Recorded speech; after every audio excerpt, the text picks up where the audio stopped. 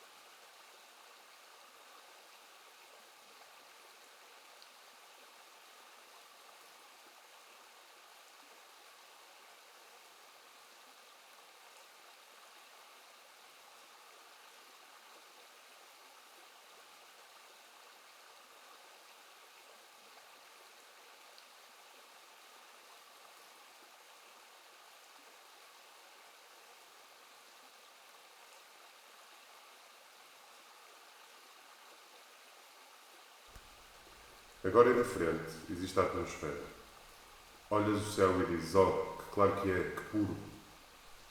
Mas havias de ver o que aterrava por cá quando o planeta andava aos encontrões, numa daquelas tempestades de meteoritos que surgiam na sua órbita e das quais não conseguia sair. Um pó branco, como bolas de naftalina, depositava-se em pequenos granulados e por vezes surgiam lascas maiores que cristalinas, como se um abajur de vidro tivesse caído do céu. E também encontrávamos seixos, pedaços de outros sistemas planetários, núcleos de pera, torneiras, capitéis jónicos. Todos sabemos que o universo vai e vem, mas é sempre a mesma tralha que anda à volta.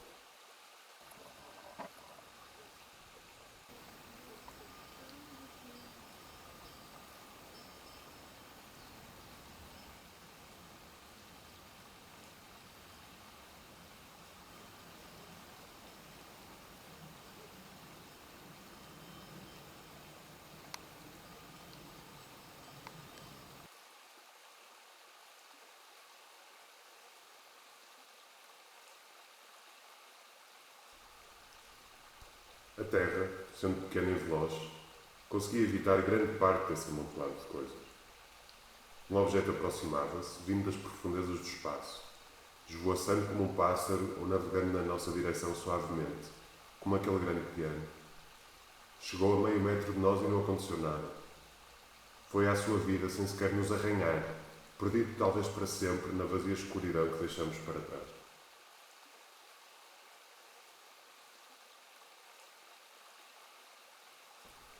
Mas a maior parte das vezes a chuva de meteoritos abatia-se sobre nós, instigando uma nuvem espessa de poeira e fazendo um enorme estardalhaço, como latas vazias a chocalhar. Era nesse momento que uma agitação compulsiva se apoderava da minha primeira mulher. Já queria manter a limpeza e ordem de tudo e conseguia.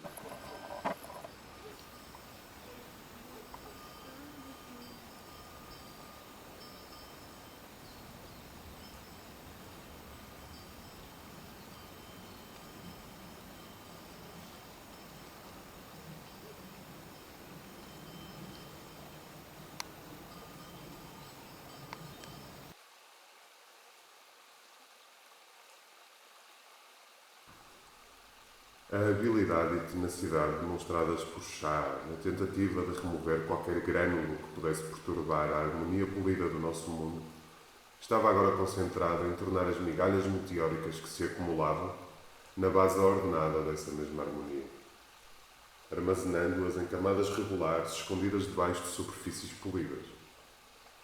No entanto, mais poeira aterrava todos os dias no chão da terra, formando um véu por vezes fino, outras vezes engrossado por boças e montes aqui e acolá. Nós deitávamos rapidamente mãos à obra para estabelecer uma nova superfície plana. Onde os detritos atingiam grandes volumes, enterrávamo-los debaixo de mamoas de poeira, sob a forma de bonitas pirâmides quadrangulares, não muito altas, organizadas em filas simétricas, para que qualquer intrusão do arbitrário e do disforme fosse suprimida da nossa vista.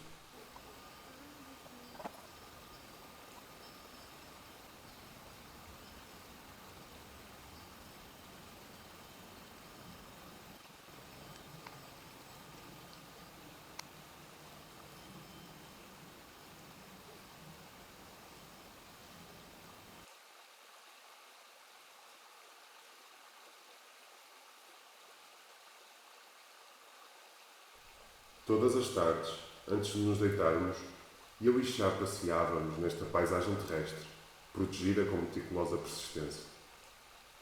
Era uma suave e glabra extensão interrompida apenas em intervalos regulares, pelas arestas rígidas das elevações piramidais.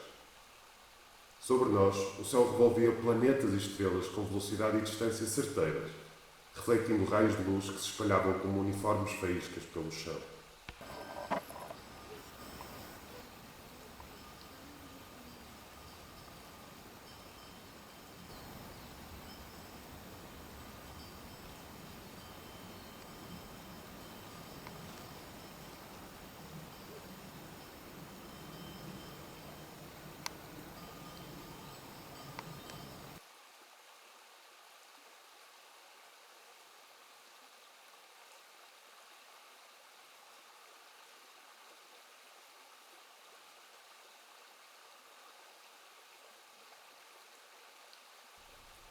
E eu parava para estudar o que o trajeto da noite nos tinha trazido.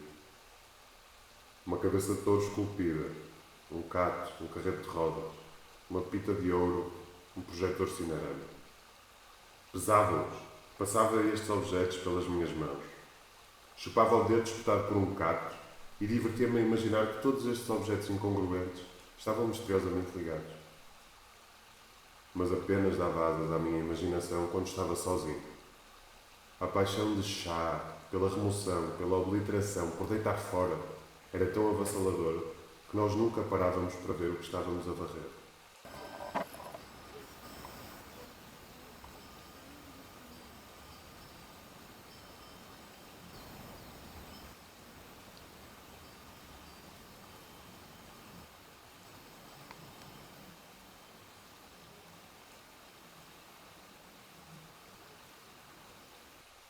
Certo dia estava a contemplar uma pilha de caixas partidas e de latas enferrujadas, sobre as quais estavam guindados segurando um destroço de um carro, quando, baixando o meu olhar, vi, na entrada de uma tenda construída com pedaços de metal e madeira condensada, uma rapariga ocupada a descascar batatas. Parecia-me estar vestida de trapos, tiras de celofane sobre as lenços. Na cabeça tinha pedaços de palha e rebarbas de madeira.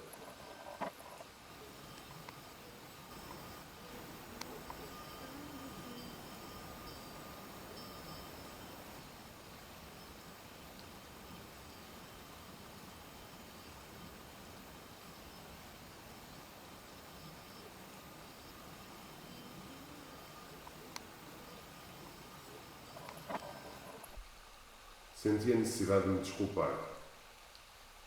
Desculpa teres encontrado esta confusão. Vou limpá-la num fechado de olhos. Vou limpar tudo. A rapariga lançou uma batata descascada por uma bacia e disse: "Oh, pelo amor de Deus." "Talvez se me pudesses dar uma mão", disse eu. Ou antes, a parte de mim que ainda pensava como antigamente. "Não." "Tu ajudas-me a descascar as batatas", respondeu-me, espreguiçando-se com bocejos. "Nós já não sabemos como nos livrar desta tralha que nos aterra em cima. Olha para isto." E levantei uma barrica sem tampa. "Quem sabe o que tem lá dentro?" A rapariga cheirou e disse: "Anchovas. Vamos comer peixe com batatas fritas." Ela insistiu que eu me sentasse com ela e cortasse as batatas em tiras. No meio da lixeira encontrou uma lata escurecida cheia de óleo. Acendeu uma fogueira no chão e começou a fritar pequenos peixes e tiras de batatas numa bacia enferrujada. "Não podemos fazer isto aqui, está sujo", disse eu, pensando nos utensílios de cozinha de Chá, brilhantes como o vidro. "Céus, anda lá", respondeu-me, servindo-me uns fritos em pedaços de papel.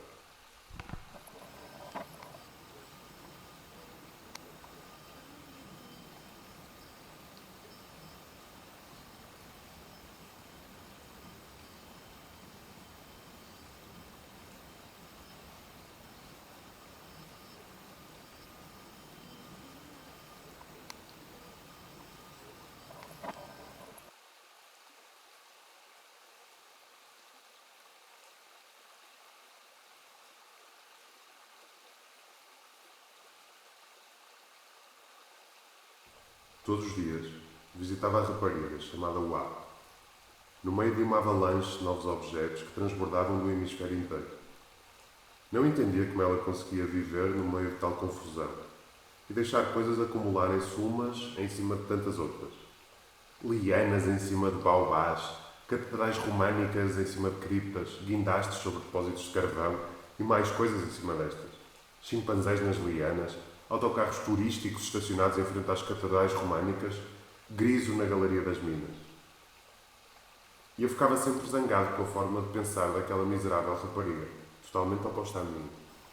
Porém, tinha que admitir que às vezes gostava de a ver movimentar-se no meio de tudo aquilo, com os gestos descuidados, como se todas as suas ações acontecessem por acaso. E o surpreendente era ver que tudo o que ela fazia acabava bem. Isso produzia maravilhosas caldeiradas. Ela empilhava pedaços de monumentos egípcios como se fossem pratos para lavar. Uma cabeça de mulher, duas asas de íbis, o corpo de um leão e daí surgia a esplêndida esfinge.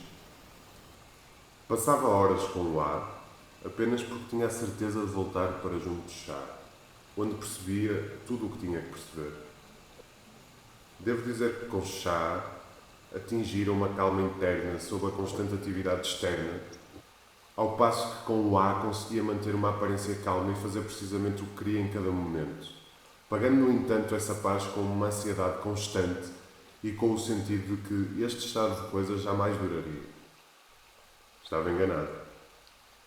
Pelo contrário, os mais distintos fragmentos meteóricos continuavam a conectar-se e a compor-se num mosaico, ainda que com algumas lacunas. Em Guias Comáquio, uma nascente no Monte Monviso, palácios locais, hectares de plantações de arroz, tradições sindicais de trabalhadores agrícolas, sufixos celtas e lombardos, um crescimento na produtividade industrial, onde os materiais que estavam espalhados e desconectados se fundiam numa malha de relações recíprocas, no preciso momento em que um rio caía na terra, o rio Pó. O despropósito de cada objeto encontrava a sua razão de ser na existência despropositada dos outros objetos, até chegar a um ponto em que a desordem generalizada começou a parecer-se com a ordem natural das coisas. Neste contexto, divorciei-me de chá e casei pela segunda vez, com o A.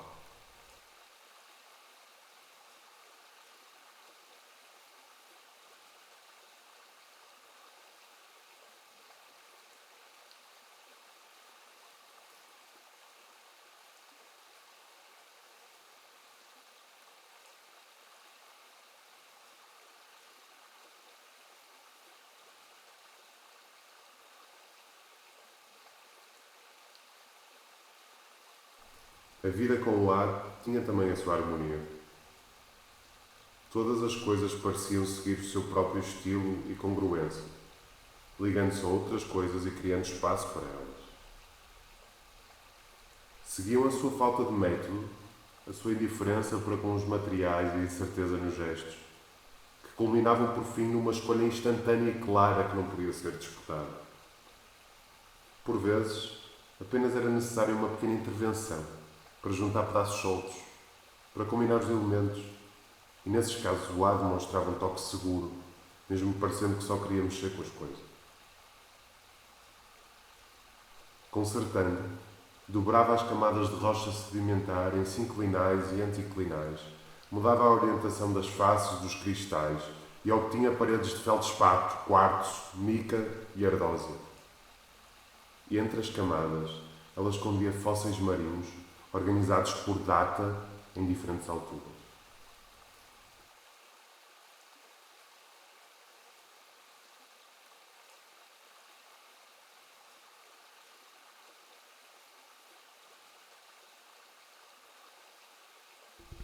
Agora, elas há muito que sumiram. Chá, superada pelo chuveiro de poeira, perdida para sempre com o seu reino de precisão.